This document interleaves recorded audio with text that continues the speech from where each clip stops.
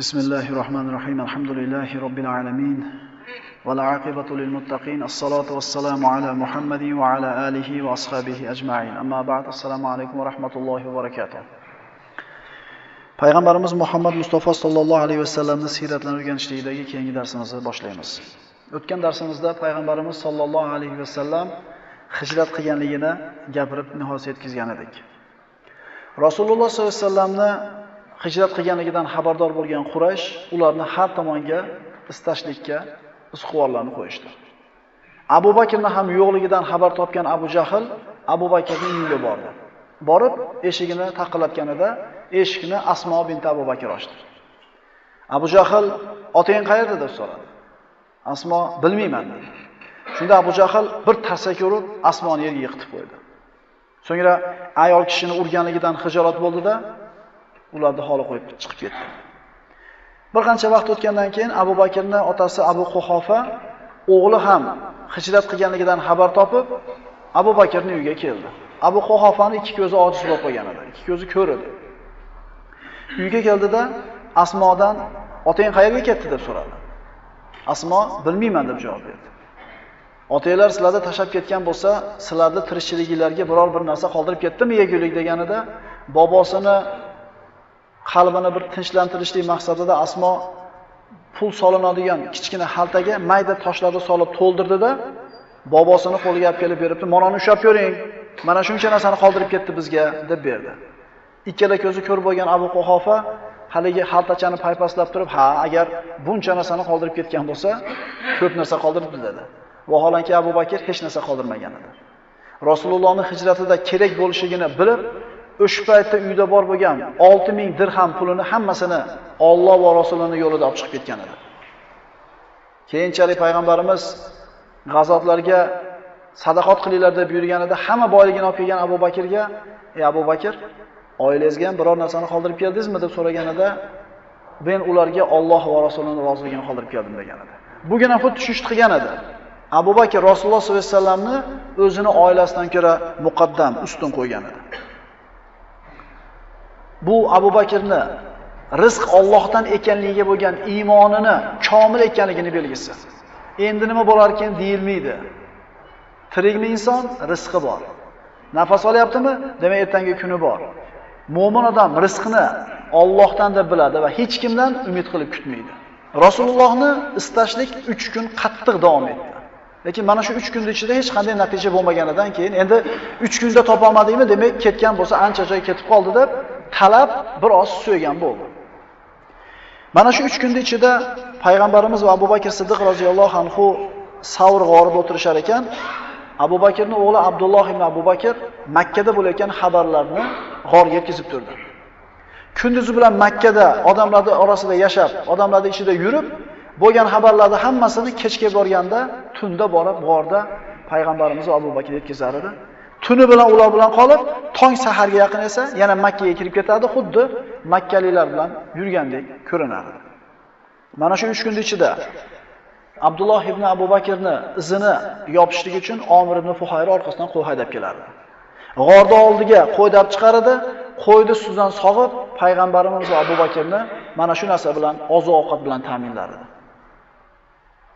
Xabar yetkazib turgan, ovqat olib kelayotgan, izlarni yopayotgan, bu Payg'ambar sollallohu alayhi vasallam chizib qo'ygan bir tartib. O'sha zamon uchun sodda lekin puxta, komil suratdagi bir reja tartib edi, sabablari. 3 kun o'tdi. Topolmaslik yaqin etgandan keyin talab ozgina pasaydi. 3-kuni Omir ibn Fuhayra payg'ambarimiz va Abu Bakr minib kelgan tuyalarni g'or og'ziga olib keldi.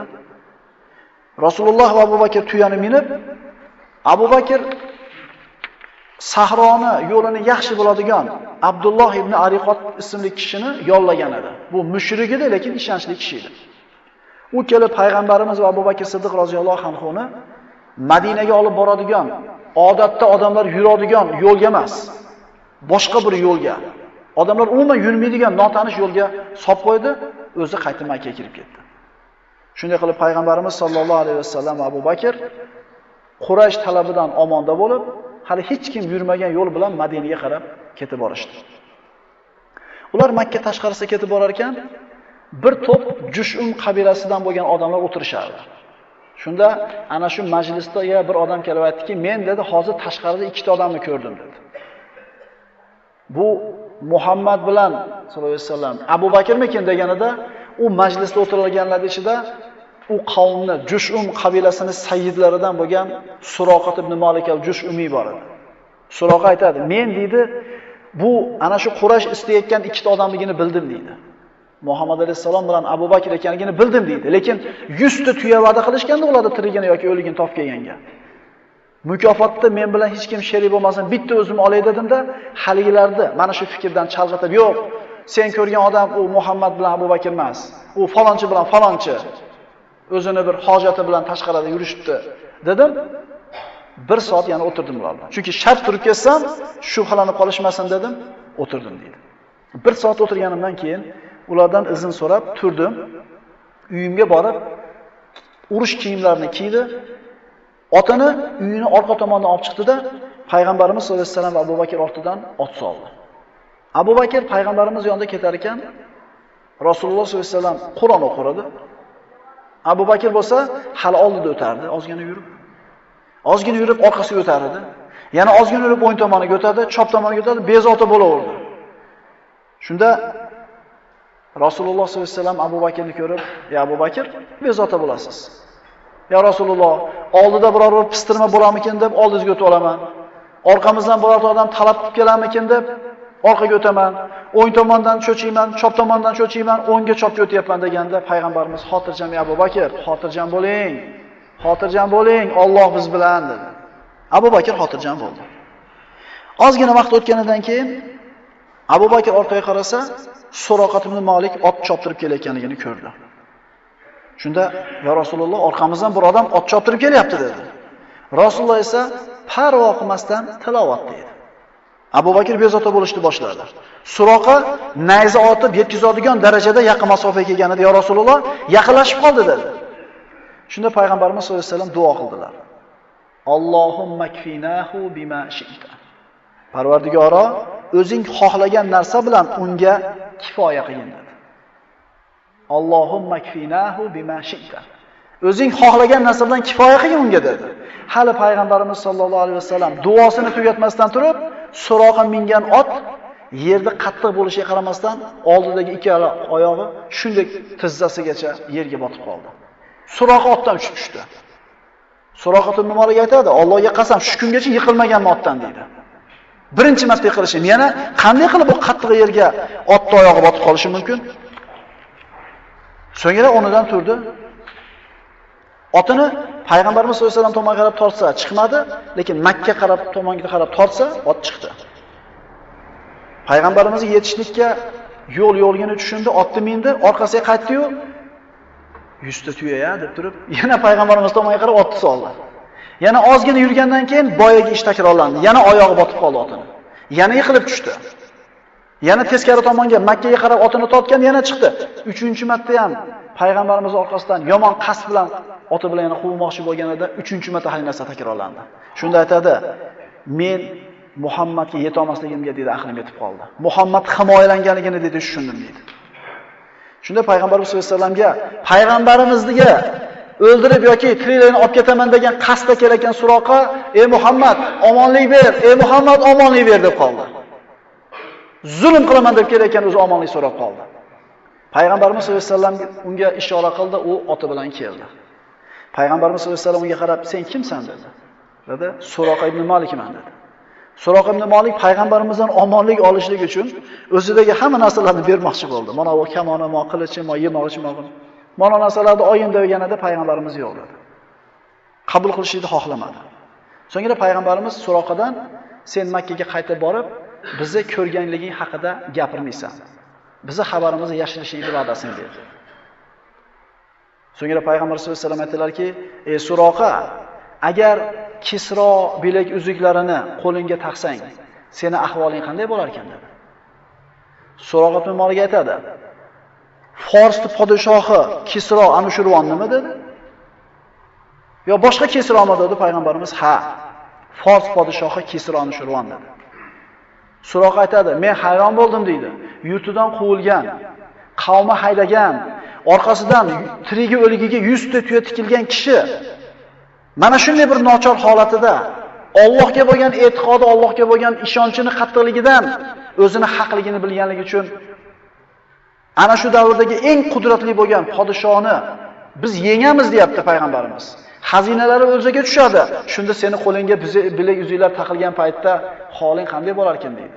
Bu dinni albatta bu insonlar ustidan g'olib bo'lishiga payg'ambarimizning tamomiy iymoni komilligi belgi. Yana qanaqa holatda? Eng zaif, eng nochor holatda. Yana bu ish 100 yil, 200 yildan keyin bo'lmaydi. Suroqa sen tirik davringda bo'ladi. Seni tirik davringda bo'ladi. Qo'lingga bilak uzuklar taqasan dedi. Shunda Suroqa Muhammad sallallohu alayhi vasallam unda menga omonlik xatini yozib ber. Ya'ni men seni ko'rganligimni xabarini aytmaganligim uchun sen menga omonlik berganlik haqida xat yozib ber dedi. Payg'ambarimiz buyurdi, Abu Bakr bir parcha teriga musulmonlardan Suraqat ibn Malikka omonlik berildi degan xat yozib berdi. Mana shu xatini saqladi. Va'dalashilganidek Qurayshga payg'ambarimizni ko'rganligini xabarini aytmadi.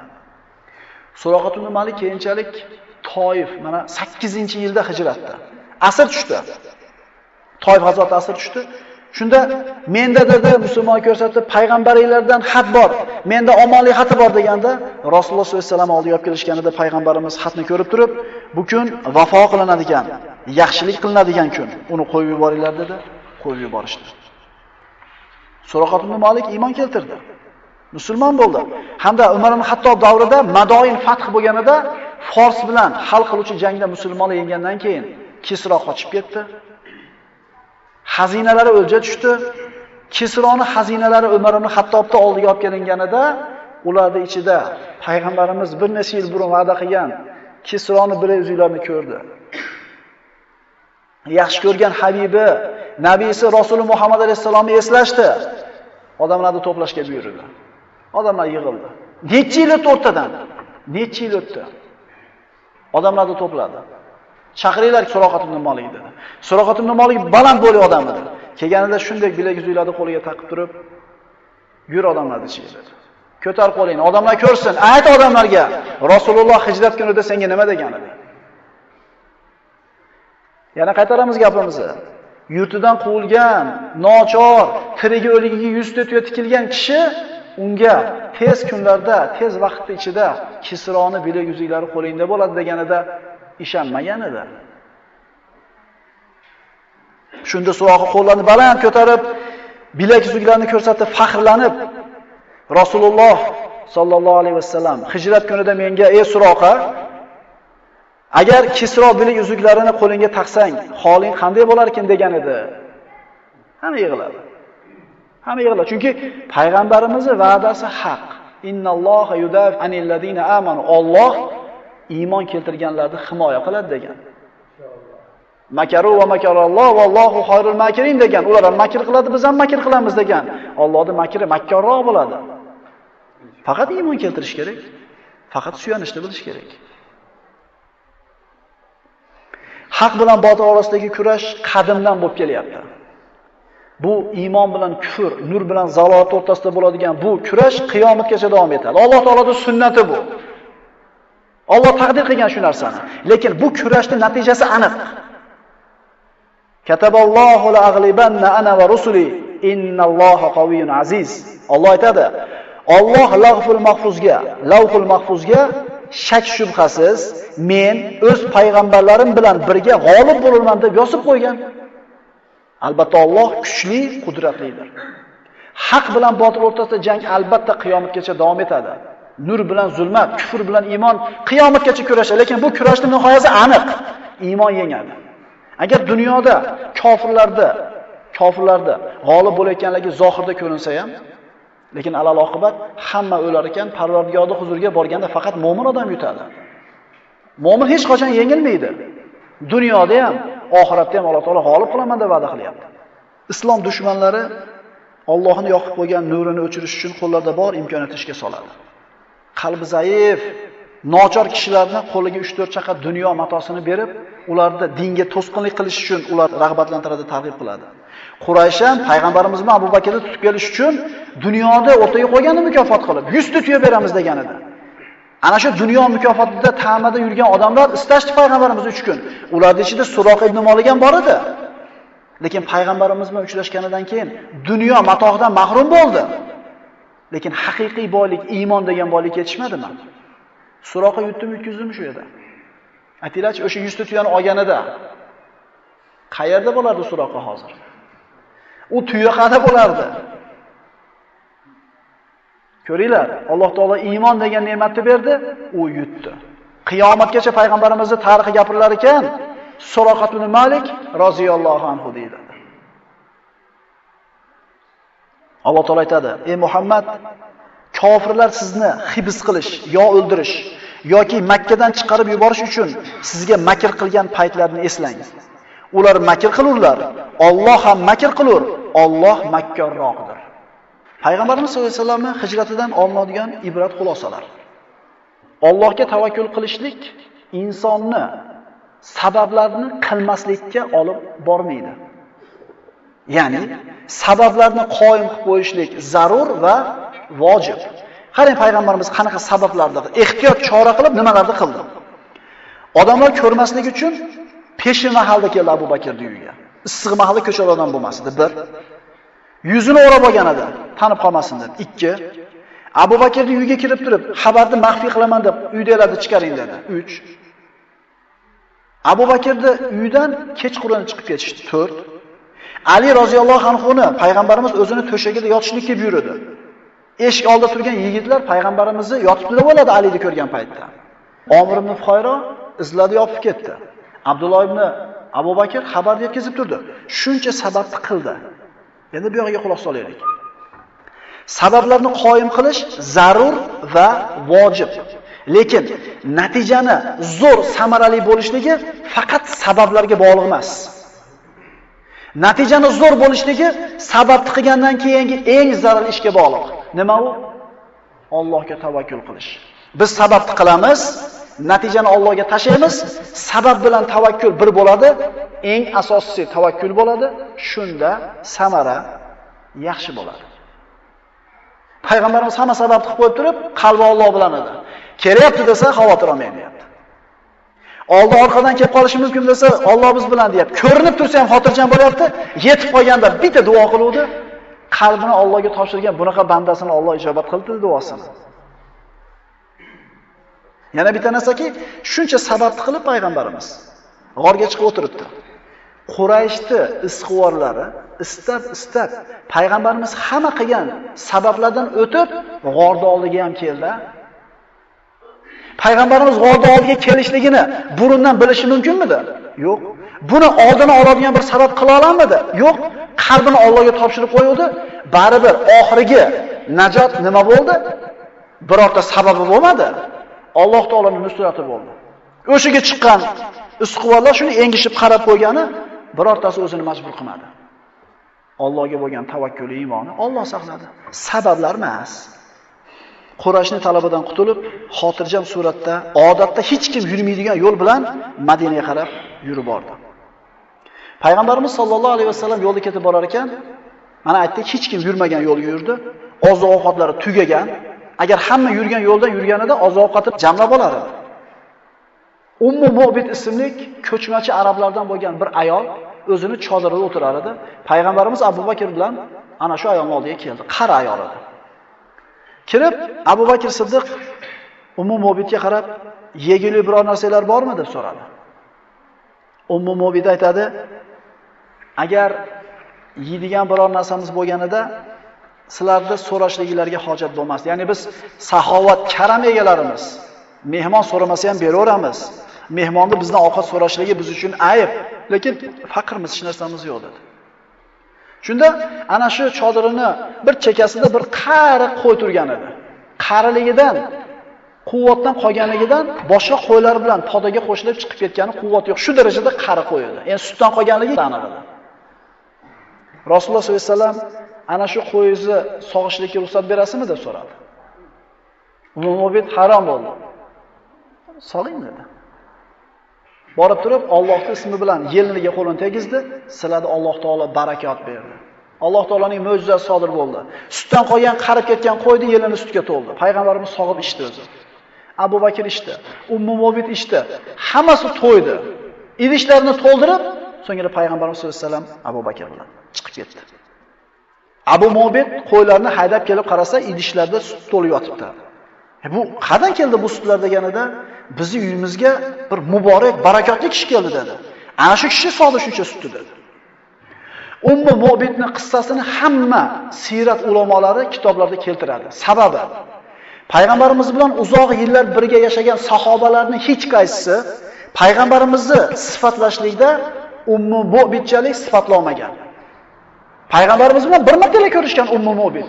Lekin oqila, ziyrak, xushyor, aqlli ayol bo'lganligi uchun bir marta ko'rib qolib turib sifatlab berganligi hech qaysi sahobani sifatlashligi Ummu Mobitga o'xshagan emas. Shuning uchun deyarli hamma siyrat ulamolarining kitoblarida Ummu Mobitning hadisi zikr qilingan. Nabiy sollallohu alayhi vasallamning hijrat qilganligini xabari Yasribga, Madinaga yetib bordi. Payg'ambarimiz chiqdi degan xabarni eshitdi va kelishi umid qilinadigan odatda 9 kunda borilsa, 9-kundan chiqib kutishni boshlashdi. Musab ibn Umayr payg'ambarimizning sha'nini, payg'ambarimizning sharafini yuksaltirish uchun hammani chiqishlikka targ'ib qilardi. Chunki Madinaning raisi, Madinaning boshlig'i kelyapti, hukm yurgizgani kelyapti. Tong saharda chiqib peshingacha kutishardi. Kun issiq bo'lib ketgan paytda qaytib ketishardi. Ertasi kuni yana haydadi, chiqinglar hameladi. Musulmonlarni hadab chiqarganidan musulmon bo'lmaganlar ham chiqardi, payg'ambarimizni kutgan, hatto yahudlar ham chiqishni boshlashdi. Lekin payg'ambarimiz 3 kun kelmaganligini, kech qolganligini sababi g'orda 3 kun o'tirgan edi. Bu narsani Madinaliklar bilishmas edi. Har bomdodni namozidan keyin shahar tashiga chiqib, peshingacha o'tirishar edi. Va'da qilingan, Alloh taolo taqdir qilgan kunda Robiul Avval oyining 12-kuni dushanbasida Rasululloh sollallohu alayhi vasallam va Abu Bakr Siddiq Madinaga kelishdi. Endi insoniyatda yangi tarix yozilishi boshlandi. Insoniyatning tarixiga oltin harflar bilan yoziladigan, insoniyatni dunyoda nurga, iymonga, taqvoga, adolatga to'lg'izgan islom mamlakatining tarixi boshlandi yozilishlik. Dushanba kuni boshlandi. O'sha kuni ham musulmonlar chiqishib, peshingacha kutishib, kun qizib ketgandan keyin qaytib ketayotgan paytda bir balandlikka chiqib turgan Yahudi uzoqdan oppoq kiyinib kelayotgan ikkita odam ko'rdida, musulmonlar qaytgan edi. Ya bani Qila, ya bani Qila, hada jiddukum qad jaa. Ey bani Qila, o sizlar kutayotgan odamlar kelyapti dedi. Shunda musulmonlarning qalbiga xursandchilik to'lib, ko'zlariga yosh olib, payg'ambar sollallohu alayhi vasallam kutib olishga pesvoz chiqib borishdi. Va mashhur bo'lgan nashidalarda aytishdi. Tola al-badru alayna min saniyatil wada. Rasululloh sollallohu alayhi vasallam to'lin oydek nur sochib, chiqib keldi saniyatul vadodan. Shukr aytmoq lozim bizga har lahza. Biron kimsa qo'l uzmasin duodan. Musulmonning shamchirog'i bu dinni olib keldi bizga Rasul Allohdan. Ana shu mashhur nashidni aytib, payg'ambarimizni kutib olishga hammasi peshvoz chiqishdi. Bu haqiqiy bayram edi bu. Chunki torlikdan, siquvdan, azob aziyatdan payg'ambarimiz dinni, mash'alani ko'tarib keyinlikka, Madinaga, musulmonlarga, islomga haqiqiy yordamchi bo'lgan ansorlarning yurti Madina-i Munavvaraga payg'ambarimiz qadam qo'yishi edi. Shunday qilib payg'ambarimiz dushanba kunida Madinaga kirib keldi. Hamma payg'ambarimizni o'zini mahallasiga yetalashni boshladi. Ya Rasululloh bizga yuring, biz mahallaga yuring deganida Rasululloh Quboda to'xtashni ixtiyor qildi. Qubo masjidi. Rasululloh sollallohu alayhi vasallam Quboga to'xtadilar hamda mana shu joyga to'xtagan kuni masjid qurishlikni buyurdilar. Va masjid u loydan qilingan shu ustunlar bilan tiyablar, eplar bilan masjid qo'yildi. Bunaqa bir masjid bo'lgan emas, ziynatlik. Bir kunda bitdi. Alloh taolo mana shu masjid haqida Qur'onda oyat nozil qildi. Astagfirullah, la masjidun ussisa ala taqwa min awwali yawmin ahaqqu an taquma fihi. Birinchi kundan taqvo asosiga qurilgan masjid borki, siz o'shanda turishligingiz loyiqroqdir. Islom tarixida birinchi qurilgan masjid Qubo masjidi. Rasululloh sollallohu alayhi vasallam har shanba kuni piyodami yo biror ulovni minibmi, albatta Quboga borar edi, ana shu masjidda 2 rakat namoz o'qir edi. Imom Termiziy sahihlarda keltiriladi, Qubo masjidida o'qilgan namoz umraga barobar degan. Endi boradiganlarimiz xabardor bo'lib qolaylik. Islom tarixida birinchi qurilgan masjid Qubo masjidi. Payg'ambarimiz Quboda dushanba, seshanba, chorshanba, payshanba turdi. Juma kuni kunduzi Madina Munavvaraga qarab kirishlikni boshladi. Yo'lda ketayotganida payg'ambarimiz Qubo bilan Madina o'rtasidagi Banu Salim ibn Avf yeriga yetganida juma namozi vaqti bo'ldi. Payg'ambarimiz shu yerda turib juma namozini o'qidi va birinchi islomdagi xutbani, juma xutbasini shu yerda o'qidi. Bungacha musulmonlar juma namozini o'qir edi. Birinchi bo'lib Asad ibn Zurora roziyallohu anhu o'zining hovlisida 40 ta odam bilan juma namozini o'qishgan edi. Nabiy sallallohu alayhi vasallam Madinaga keldi. Har bitta mahallani sayyidlari yo Rasululloh deb tuyasini ushashardi. Bizni mahallaga yuring. Bizni adadimiz ham ko'p, biz urug'imizni. Tayyorgarligimiz ham zo'r, uylarimiz ham keng. Biz sizni himoya qilamiz, bizni mahallamizga yuring. Kimni o'zini mahallasiga qo'shni qilishni xohlayapti? Payg'ambarimiz sollallohu alayhi vasallam aytdilarki, tuyani o'zini holiga qo'yinglar. U buyurilgan dedilar. Ya'ni qayerga borib to'xtashlikni Alloh taolo buyurgan bu tuyaga dedi. Tuyani o'zini holiga qo'yishdi. Tuya ketib borardi. Bir qavmning mahallasiga yursa, hali mahalladagilar xursandchiligiga sig'mas edi. Bizni mahallaga to'xtay deb tursa, tuya to'xtab o'tib ketardi. Haligilar ko'ngli shovi bir noqulay havoga chiqib qolsa, narigi mahalladagilar xursand bo'lardi. Ha, o'tib ketdi, xudo shukr, biz mahalla keladi. Tuya yurdi hamda Banu Najjar yerga borib, Abu Ayyub Ansoriyning hovlisining ro'parasidagi bir bo'sh yerga kelib cho'kdi. Rasululloh bu yer kimniki deb so'radi. Ikkita yetim bolaniki dedi. Ana shu ikkita yetim bolani valiylarini payg'ambarimiz chaqirtirib kelib, Rasululloh sollallohu alayhi vasallam yer kimniki deb so'raganida, ular ikkita yetim bolaniki deyishdi. Rasululloh ulardan yerni sotib olmoqchi ekanligini aytganida, sizga bu hadiya dedi. Payg'ambarimiz unamadilar. Ya'ni ma'lum bir miqdor evasiga sotib oldi. Va mana shu joyda payg'ambarimiz sollallohu alayhi vasallam o'zining Masjidul Nabaviyasini qurishlikni buyurdi. Yer yuzida eng pokiza masjid Masjidul Harom bo'lsa, undan keyingi eng pokiza ulug' joy bu Masjidul Nabaviy. Nimasi bilan buyuk bu masjid? Imoratini chiroyliligi bilan, konditsionerning ko'pligi bilan emas. Ana shu masjidning joyini Alloh o'zi tanlab berganligi uchun buyuk. Musulmon odam ziyorat qiladigan joy 3 ta. Masjidul Harom, Masjidul Nabaviy, Masjidul Aqso. Demak, Masjidul Nabaviy yerini Alloh subhanahu va taolo o'zi ixtiyor qilib berdi. Shuning uchun bu masjid muqaddas hisoblanadi. Aqulu qawli hada va astagfirulloh li va lakum. Assalomu alaykum va rahmatullohi va barakatuh.